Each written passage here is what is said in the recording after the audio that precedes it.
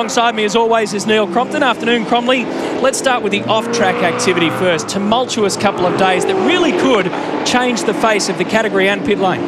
That's exactly right. Massive news in the last 48 hours, Matty, because Ford dropped the bombshell that they're withdrawing significant financial support from several of their key teams. Now, frankly, it doesn't come as a huge surprise, but it's nonetheless very, very disappointing. But when you think about it, we know that the parent companies are having a tough time in the US. Locally, it's no secret that Ford are really battling a little, and there's a lot pinned on that brand new FG model that we saw at Sandown last time out. However, you can look at this problem in two ways. They are firmly entrenched in the sport. They're making a very significant investment. They've announced that they're doing that. However, they've trimmed it down to just two teams.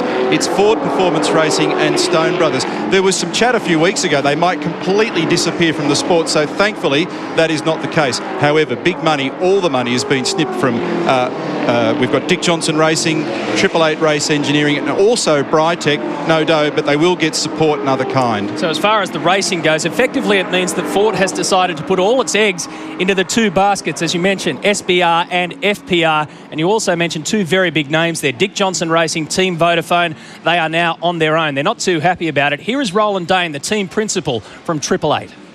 Well, when when your girlfriend sacks you and you don't do the sacking yourself, maybe it's a little bit difficult to swallow, especially when you have got 16 race wins over the last 3 years, including 2 Bathursts, as you say, and dominated the Enduros generally in that period, and the opposition is just nowhere near it. Yeah, it's a little bit difficult to accept. Now, there's a lot of history there. We've been involved now, for 35 years, sort of running the gauntlet, and as I said, it came as a bit of a shock. But then you sit down and you think to yourself, well, over that period of time, our team is the one in the history of Ford motor racing in Australia.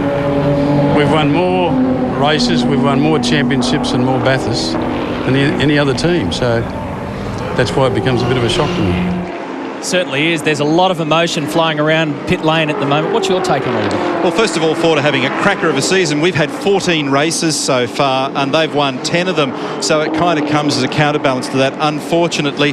Look, I thought it was a little bit odd because clearly Team Vodafone and 888 have done an outstanding job the last couple of years. They've won a couple of Bathursts on the trot, 2006 and 2007. And even looking at the 2008 season, 5 of the 14 races have been won between either Jamie Whincup and Craig Lowndes. And then, of course, you look at Dick Johnson. He's been their pin-up boy for 30-odd years. So a real sting in the tail and certainly disappointing for some Ford fans. OK, here's a hard one. What next? What happens now? Well, motor racing is an adaptive animal. They find ways in this business to keep the passion alive. So I'm sure that there'll be teams working hard out there to fill that gap. What I think it will do, and it has already done, is trigger some meaningful discussion now about whether indeed other manufacturers ought to be involved in the sport and just what the future technical direction should be. And whereas in days gone by, both manufacturers said absolutely no way to other participants, now they're both suggesting, hey, it might be a reasonable idea. And a little later on today, just after qualifying, in fact, both Roland Dane and Dick Johnson will join us to talk about this on a bigger plane, if you like, a